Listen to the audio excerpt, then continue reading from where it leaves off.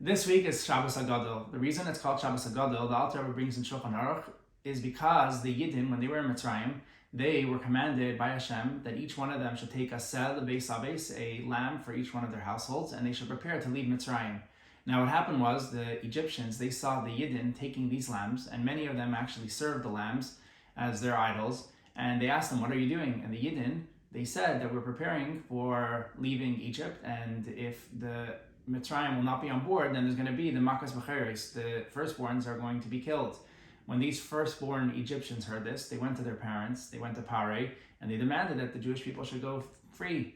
When Pare didn't let, what happened was there was a civil war, and many Mitzrayim were killed, and it was a result of them fighting amongst themselves. And this is what David HaMelech says in Tehillim in chapter 136, that Lemaki Mitzrayim b'chereim, that Mitzrayim was smitten by their own. And the Alter Rebbe says, and therefore there was a Nes Gadol that took place on this Shabbos. So we need to understand, what is the Nes Gadol that happened on this Shabbos HaGadol?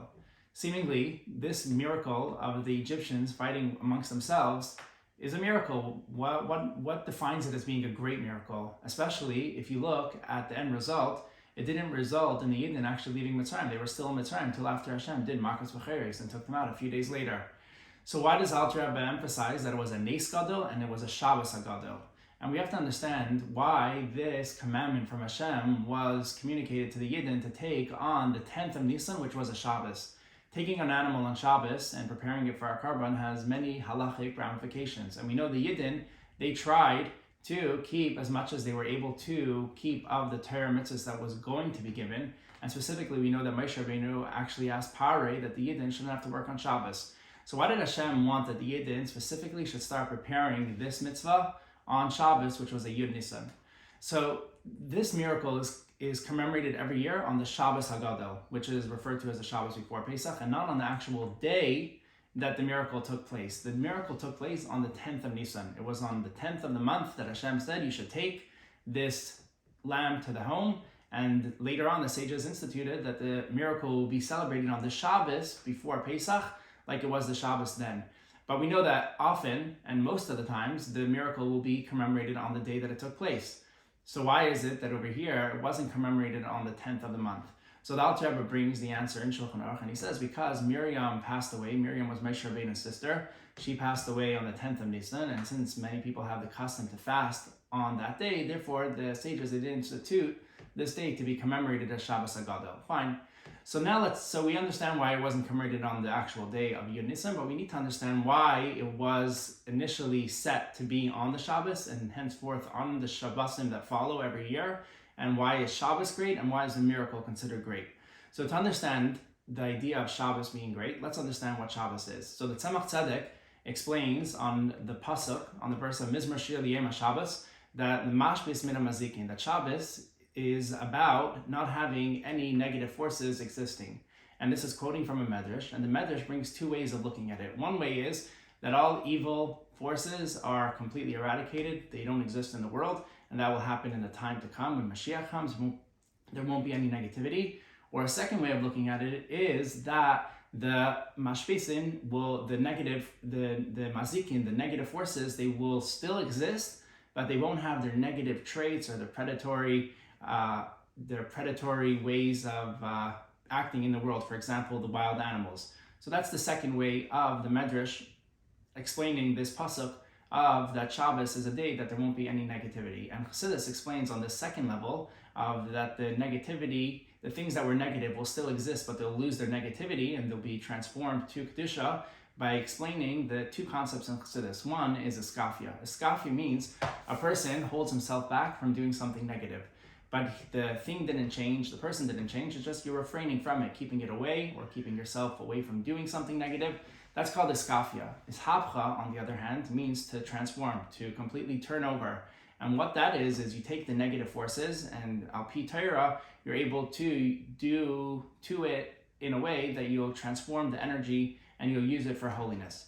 And this is the second idea that the Medrash was communicating, that Lasid Lave, you'll have the Ger, Zeb, and Keves, you'll have the wolf and the lamb together, but it will still be there, but it won't be, in a way, a predatory and eating up the lamb, but they'll be able to be in harmony, and so too with the other wild animals and other negative forces. So this is a concept that Chassidus explains on the idea of Shabbos, that Shabbos is a day of transformation. And in fact, the Merovitch Maggid explains that we know time in itself is a creation, that everything in the beginning of the Sheishas Yimei Bereishis was created anew. And so the same thing with time. And it says, Kol Yom B'Yom Avid Avidate. Every day had its function, and Hashem brought that function into the world by creating that specific day with the time and energy that was created. And then later on, now, the way we exist is we either have a renewal of that initial time and energy that Hashem put in, like we say every day in davening, that Hashem is continuously and constantly creating everything anew, or it's parts that were initially implemented in the world that are coming out each day anew, that, it's a new energy. However you look at it, time is the creation in itself. And the Gemara says that when Shabbos came, what was the world missing? Bas Shabbos, bas Menucha. That the world was missing rest. So we need to understand, if time itself is a creation, when the seventh day came, the world was missing time. It didn't exist yet. So what does the Gemara say? Bas Shabbos, bas Menucha.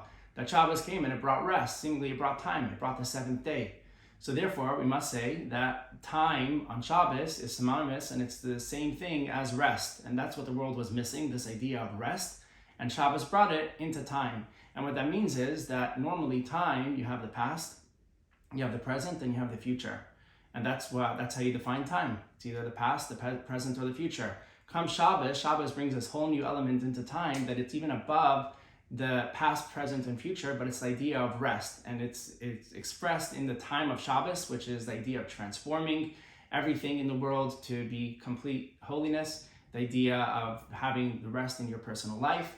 And that is something that the world was missing, and therefore Shabbos brought it, and it brought this concept of rest.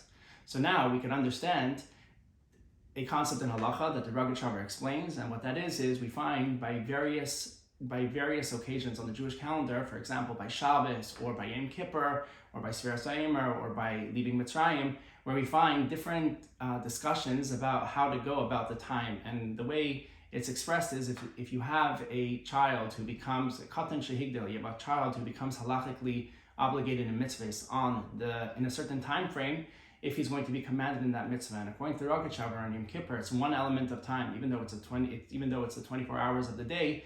Nevertheless, if you weren't obligated in the beginning, you can't become obligated in the middle. And it will express itself in halacha in various ways. The same thing for Shabbos, the same thing for severities. So we find this idea in halacha that a certain time frame can even be above time, and even though it's every moment anew the time, nevertheless it falls into a general longer category. And the same thing with Yetzias Mitzrayim. It's brought out about the Jewish people leaving Egypt, how to look at that time and the time that we're in, experiencing that. So Shabbos is above time. Shabbos is the idea of transforming everything in the world to holiness. And through understanding that, we can have a deeper appreciation for why the Alter Rebbe says that Shabbos HaGadol, that Shabbos itself is great, and because there was a Nes Gadol. So let's look at the miracle. What happened when the Yidden were in Mitzrayim?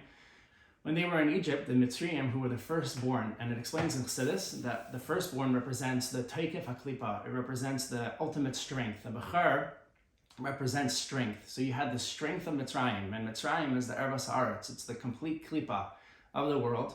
You have the Ervas Haaretz, the Teikef of this place, which is the Becharim, the firstborns coming, and they were advocating on behalf of the Jewish people that the Jewish people should be leaving Mitzrayim. So they were screaming that the Yidden should leave Mitzrayim, and that's a huge miracle because that's a complete transformation of the negativity on behalf of the Jewish people, and that's why it was a Nes Gadol, and that's why it's deeply connected with Shabbos HaGadol, which Shabbos is this idea of being above time, being in a state of rest, being in a state of transformation. It's actually expressed in the first Shabbos that Hashem created in the world. The sages tell us that Lam Midvav Shais, the sun was shining. For 36 hours, the sun was shining. So on Friday, there was 12 hours of the sun. Then Friday night, there was no night.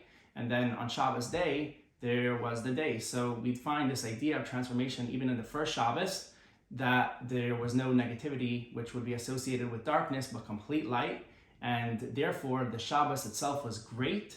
And therefore, it was a Nes Gadol. It was a big miracle that the transformation of Mitzrayim was expressed specifically on Shabbos, which goes well with the idea of Shabbos. And that's why we commemorate this Shabbos HaGadol for this great miracle that happened where the Mitzrayim themselves were advocating on behalf of the Jewish people. So what's a lesson for us? The lesson for us is that we're standing at the end of Galus. We're standing at the end of exile. And we have to remember that we have to have the complete strength to mishcho k'chulachem, saying that we should be able to fulfill what Hashem wants us to do. And what that means is mishcho k'chulachem, our sages tell us, you have to refrain from doing the negative things and do the positive by taking the lamb and serving Hashem. And through serving Hashem in a way of strength, we will accomplish an effect that the world itself, even the most strong elements in the world that seemingly would be against the Jewish people, will be transformed, and they'll be there to advocate for the Jewish people, that we should leave Mitzrayim, that the Yidden should be able to go to Artzeinu HaKadesha, to our Holy Land, with the coming of Mashiach speedily.